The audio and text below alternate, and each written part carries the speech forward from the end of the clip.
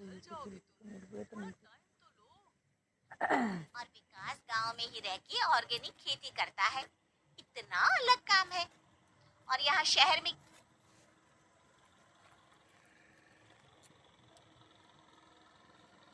गांव की सास के शहरी अंदाज। निधि को विकास से प्यार तो था, पर वो शादी करके उसके साथ गांव में नहीं बसना चाहती थी। मुझे गांव अच्छा लगता है, पर दिक्कत यही है कि मैं वहाँ रह नहीं पाऊंगी। मुझे वहाँ के माहौल के बारे में कुछ भी नहीं पता है। अरे माहौल में ढल जाओगी तुम, थोड़ा टाइम तो लो। और विकास गांव में ही रह के ऑर्गेनिक खेती करता है। इतना अलग काम है। और यहाँ शहर में क्या है? इतना प्रदूषण और यहाँ पर विकास यहाँ आके खेती कर शहर में एक और जिंदगी भर की कमाई चली जाती है, खेत कैसे लोगे? सोच ले निधि, विकास गांव का है, वही उसका काम भी है। तेरे पास कोई नौकरी भी नहीं है, ना ही तुझे कभी काम करना था। ओह, मुझे कुछ समझ में नहीं आ रहा। मुझे अकेला छोड़ दो। उसी दिन निधि विकास से मिलती है। यार, मेरे सारे दोस्त यही हैं। अरे दोस्त तो गांव में भी बन सकते हैं ना निधि। गांव के लोगों से कैसे दोस्ती कर पाऊंगी? मैं भी तो गांव का हूँ, मुझसे प्यार हो सकता है तो वहाँ के लोगों से दोस्ती भी हो ही सकती है ना। अरे यार, कंफ्यूजन है बहुत। सोच लो निधि, शादी के मंडप पे छोड़ के मत जाना, वरना दोनों के परिवार की नाक कट जाएगी। अभी बोल दो, पत्रिका नहीं छपाते हैं। निधि के पास तो कोई चारा नहीं बचा। वो विकास से उसे छोड़ भी नहीं सकती। वो विकास को तैयार हो जाती है। जल्द ही दोनों की शादी हो जाती है। आई होप तुमको गांव में अच्छा लगेगा। मुझे पता है गांव में और शहर में अंतर क्या है। वहाँ के लोगों की सोच में अंतर है। मुझे पता है कि कैसा लगेगा मुझे। तुम ये बिना देखे किसी चीज के बारे में कुछ भी सोचने की आदत छोड़ दो ना।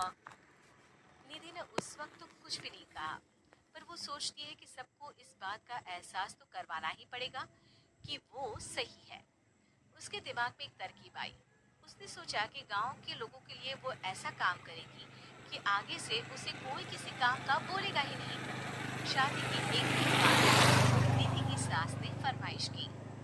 निधि बेटा, अपने हाथ से कुछ खाने का बना दे। बिल्कुल सासू माँ, थोड़ा सा रुकिए, अभी बनाती हूँ। ये सही मौका था निधि के पास ये बताने का कि गांव के लोगों और उसके रहन सहन में कितना अंतर है। रोटी सब्जी दलिया भाजी खाने वालों के लिए पिज्जा बना देती हूँ, तब इनको समझ में आएगा। न खा पाएंगी, न कभी कुछ बनाने की बात कहेंगी। थोड़ी देर में निधि सास के लिए पिज्जा बनाकर ले आती है। ये लीजिए माँ जी, आपके लिए मैंने ये बनाया है। इसे हम शहर में पिज्जा कहते हैं, है ना बेटा? है। आपको कैसे पता कि इसे पिज्जा कहते हैं? अरे पिज्जा को पिज्जा नहीं बोलेंगे तो क्या फ्रेंच फ्राइज कहेंगे? गांव की सास से ये सारी बातें सुन के बहू चौंक जाती है। लेकिन सास एक और ऐसी बात कहती है कि बहू जिसकी उम्मीद ही नहीं कर रही होती है। बहू, इस पिज्जा के ऊपर ओरेगानो मिला दे और थोड़ा चिली फ्लेक्स, मजा आ जाएगा। माँ जी, गांव में रह के भी आपको ये सब कैसे पता है? अरे यूट्यूब टीवी सब खबर रखते हैं हम भी। इंटरनेट है जहाँ, जानकारी है वहाँ। अरे वाह माँ जी। अरे अभी वहाँ मत बोल। अब जब मैं पिज्जा का फोटो लेके फेसबुक पर डालूंगी ना, तो वहाँ कमेंट में जाकर वहाँ बोलना, ठीक है? माँ जी। अरे ठीक है, माँ जी की जगह ओके मम्मी या ओके मम्मा बोल दिया करना। है? ठीक है। मतलब ओके मम्मा। निधि का तो सर ही घूम जाता है। इतना शहरी बर्ताव तो शहर में रहने वाली दीदी की माँ का भी नहीं था। वो शाम को अपने पति से पूछती है, विकास, तुम्हारी मम्मी तो काफी कूल है यार। पिज्जा में क्या डालते हैं, फेसबुक पर क्या डालते हैं, सब कुछ पता है उन्हें तो। हमारे बड़े पापा पापा के लड़के रहते हैं शहर में। बस उनके बच्चे आए थे गांव में गर्मी की छुट्टियां मनाने। उन्होंने माँ को एकदम शहरी बना दिया। उनका फेसबुक अकाउंट भी है, इंस्टाग्राम भी है और टिकटॉक बैंड हो गया, वरना वो भी बनाती थी। तभी सास वहां आ जाती है। अरे निधि, मैं तुझे टैग नहीं कर पा रही हूँ, जरा मेरी फ्रेंड रिक्वेस्ट एक्सेप्ट तो कर दे।